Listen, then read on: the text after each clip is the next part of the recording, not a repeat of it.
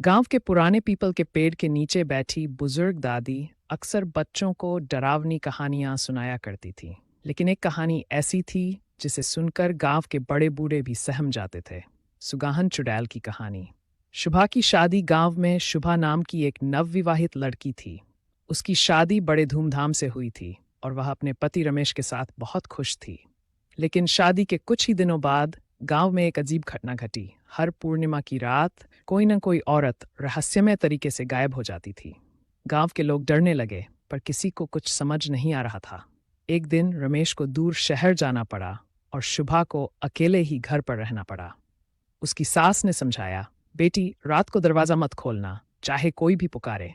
शुभा ने सिर हिला दिया, लेकिन उसे क्या पता था कि उस रात उसकी जिंदगी हमेशा के लिए बदल जाएगी। रात का रहस्य। आधी रात को दरवाजे पर किसी ने दस्तक दी। आवाज आई, शुभा दरवाजा खोलो, मैं तुम्हारी सहेली राधा हूं। शुभा चौंक गई। राधा तो पास के गांव में रहती थी, वह इतनी रात का यहाँ कैसे आ सकती है? लेकिन आवाज जानी पहचानी थी, तो उसने धीरे धीरे दरवाजा खोल दिया। जैसे ही दरवाजा खुला, एक काली परछाई तेजी से अंदर घुसी। वह कोई और नहीं बल्कि सुगाहन चुड़ैल थी। उसका चेहरा जुर्रीदार था, लाल आंखें जल रही थी और लंबे नुकीले दांत बाहर निकले हुए थे।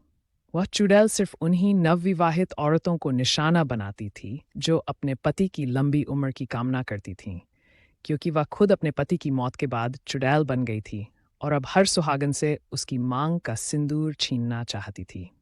शुभा की सूझबूझ। शुभा ने तुरंत एक जलता हुआ दीपक उठा लिया और चुड़ैल के सामने कर दिया। आग देखकर चुड़ैल चीखने लगी और पीछे हटने लगी। तभी शुभा ने अपनी सास की बताई हुई बात याद की। अगर कभी